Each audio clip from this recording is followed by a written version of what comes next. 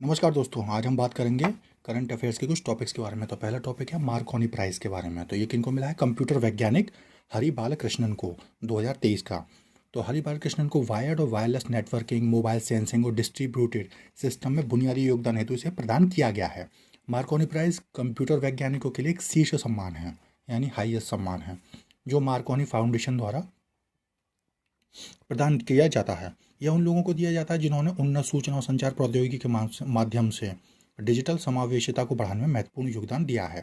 पुरस्कार विजेताओं का चयन कौन करता है? स्वतंत्र चयन समिति और मार्कोनी सोसाइटी बोर्ड द्वारा इसे अनुमोदित किया जाता है। ये है हरि बालकृष्णन जी की पिक।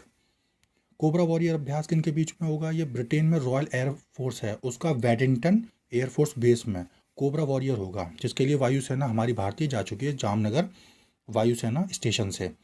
ये कब से कब तक होगा? 6 मार्च 2023 से 24 मार्च तक चलेगा। इसमें एक बहुपक्षीय सैन्य अभ्यास है, जिसमें फिनलैंड, स्वीडन, दक्षिण अमेरिका, अफ्रीका, अमेरिका, सिंगापुर की वायुसेनाएं भी भाग लेंगी। फिर भिन्न भिन्न लड़ाकू विमानों की गतिविधियों में शामिल होना और अलग अलग वायुसेनाओं की सर्वोत्तम कार्य प्रणालियों से सीखना भी है। फिर भारत और ब्रिटेन के बीच में कौन कौन से अभ्यास होते हैं? जैसे सैन्य अभ्यास अजय वॉरियर, नौसेना का कोंकण, इंद्रधनुष वायुसेना का, और कोंकण शक्ति भी हुआ है, जिसमें पहली बार तीनों सेनाओं का संयुक्त अभ्यास भी ये है। तो ये है यूनाइटेड किंगडम का मैप, जो कि फ्रांस के थोड़ा सा पड़ोसी है, और नॉर्थ सी है इसके इधर, नॉर्थ अटलांटिक सी ओशन इधर है। नॉर्दर्न आयरलैंड भी इसका हिस्सा है, और आयरलैंड ये रहा, स्कॉटलैंड, वेल्स, इंग्लैंड, और ये लंदन इसकी राजधानी है। यह है संयुक्त राष्ट्र मानवाधिकार परिषद। तो संयुक्त राष्ट्र महासचिव जो है, ईरान के विदेश मंत्री के साथ में संयुक्त राष्ट्र मानवाधिकार परिषद के नवीनतम और अब तक के सबसे लंबे सत्र में भाग लेंगे। तो मानवाधिकार परिषद है क्या है? ये संयुक्त राष्ट्र प्रणाली के भीतर एक अंतर सरकारी निकाय है, जो कि क्या करेगा? मानवाधिकारों की रक्षा, प्रचार और संरक्षण हो करेगा।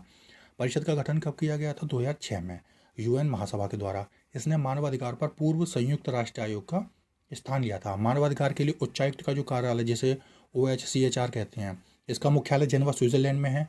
मानवाधिकार परिषद के सचिवालय के रूप में ही काम करता है। यह 47 सदस्य राष्ट्रों से बना है, और जो 3 वर्षों की अवधि के लिए यहाँ पर सेवा करते हैं, और लगातार 2 कार्यकालों की सेवा के बाद तत्काल पुनः चयन के लिए पात्र नहीं होते हैं।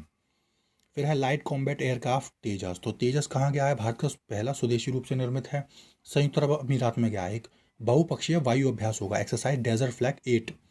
तो ये कब से कब तक होगा? 27 फरवरी से 17 मार्च तक। तो लाइट कॉम्बैट एयरक्राफ्ट का जो कार्यक्रम है, उसे भारत सरकार ने 1984 में शुरू किया था, और इसमें इसके प्रबंधन हेतु वैमानिकी विकास एजेंसी की स्थापना की गई थी, जिसका नाम है इंग्लिश में एयरोनॉटिकल डेवलपमेंट एजेंसी। इसने पुराने MiG-21 लड़ाकू विमानों का स्थान लिया है। डेजर्ट फ्लैग जो एक्सरसाइज है, उसमें बहुपक्षीय है, जिसमें संयुक्त अरब अमीरात, France, Kuwait, Australia, Britain, Bahrain, Morocco, Spain, गणराज्य, कोरिया और अमेरिका की वायुसेना भाग लेंगे। इसका विभिन्न युद्ध कार्यक्रमों में भाग लेना इसका उद्देश्य है, और विभिन्न वायुसेनाओं की सर्वोत्तम प्रथाओं से सीखना भी है। डेजर्ट ईगल किन किन के बीच में होता है? ये भारत और संयुक्त अरब अमीरात की वायुसेनाओं के मध्य में होता है।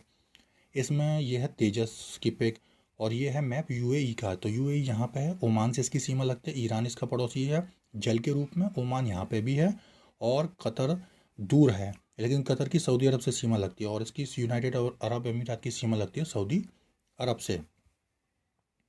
इंडोनेशिया पहुंची सिंधु केसरी। तो सिंधु केसरी क्या है कि इंडोनेशिया पहुंच गई है, क्योंकि अपने दक्षिण पूर्व एशियाई देशों के साथ भारत अपना सहयोग बढ़ा रहा है। तो इसने पहली बार जकार्ता इंडोनेशिया के डॉकयार्ड पर रुक गई। तो सुंडा जल संधि से होते हुए इसने सामरिक पुनर्समायोजन के लिए अपनी पहली डॉकिंग इंडोनेशिया में की थी। तो सिंधु केसरी क्या है कि सिंधु केसरी सिंधु घोष जो है, श्रेणी की पनडुब्बियों का ही हिस्सा है। 2018 में पुनर्निर्मित किए जाने से पहले, यानी कि 2018 में इसका पुनर्निर्माण किया गया था, 1989 में भारतीय नौसेना द्वारा से कमीशन किया गया। सिंधु घोष श्रेणी की जो पनडुब्बियां हैं, वो किलो श्रेणी की डीजल इलेक्ट्रिक पनडुब्बियां हैं। यह पनडुब्बी 3000 टन तक भार ले जाने में सक्षम है। फिर नौसेना के पास क्या क्या है कि इसमें भारतीय नौसेना के पास है सेवा में 16 पारंपरिक पनडुब्बियां हैं, 7 रूसी किलो श्रेणी की हैं, 4 जर्मन मूल की हैं HDW, और 5 फ्रांसीसी स्कॉर्पियन श्रेणी की हैं। किलो और HDW की आयु बढ़ाने के साथ उनकी लाइफ बढ़ाने के लिए मेजर रिफिट लाइफ सर्टिफिकेशन कार्यक्रम चलाया जा रहा है, MLRC। INS सिंधु केसरी, जिसे फरवरी 1989 में शामिल किया गया था, 2018 में रूस के सेवेरोडोनेस्क में MRLC से गुजर गई है। मूल रूप से खरीदी गई 10 किलो श्रेणी की पनडुब्बियों में से सिंधु रक्षक क्या थी, वो दुर्घटना में खो गई। फिर सिंधु वीर म्यांमार को दे दी गई। सिंधु ध्वज को 35 वर्ष बाद जुलाई 2020 में मुक्त कर दिया गया सेवा से। इसी बीच क्लोशेडी की एक और पनडुब्बी थी सिंधु कीर्ति, हिंदुस्तान शिपयार्ड लिमिटेड विशाखापत्तनम पहुंच गई है।